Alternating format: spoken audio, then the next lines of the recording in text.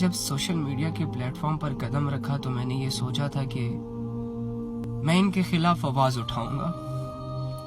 جتنے بھی لوگ ناچ رہے ہیں، جتنے بھی لوگ گا رہے ہیں، جتنے بھی لوگ اپنے فالوورز کے اندر بے حیائی کے بیچ بو رہے ہیں، لیکن یار میں ہار گیا.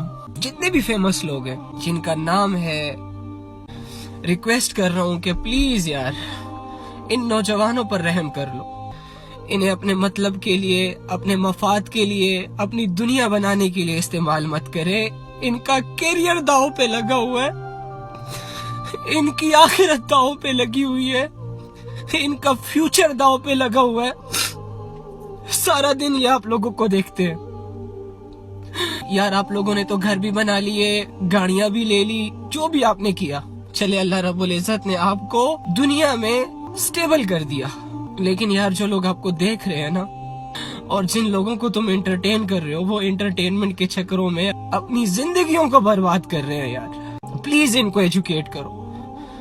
یہ ہماری نہیں سنتے، یہ تم لوگوں کی سن لیں گے. یار جب کوئی آئیڈیل اپنے فالوورز کو، اپنے فین کو اپنی زندگی کا مقصد سمجھائے گا تو وہ بہتر طریقے سے سمجھ جائے گا. لاکھوں لوگ مل کر ایک آئیڈیل کو سڑکوں سے اٹھا کر کامیابیوں کی چوٹیوں پہ بٹھاتا ہے، اور پھر وہی آئیڈیل اپنے لاکھوں فینس کو، اپنے لاکھوں دیکھنے والوں کو، اپنے لاکھوں فالوورز کو نفس اور شیطان کے حوالے کر دیتا ہے. لوگوں کے پاس پیسے نہیں ہیں، لوگوں کے پاس عزت نہیں ہے، ہر بندہ تنہائی کے حوالے ہوا ہے.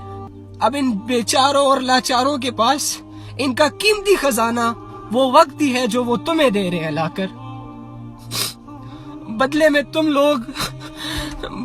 تم لوگ ان کا وقت بھی کھا رہے ہو، اپنے لیے ان کو استعمال کر رہے ہو، اپنا ناچ گانا ان کو دکھا رہے ہو، اپنی گاڑیاں ان کو دکھا رہے ہو.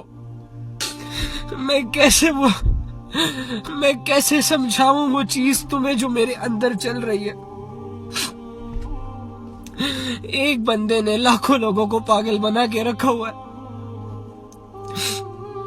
میں اس ایک بندے کی منت کرتا ہوں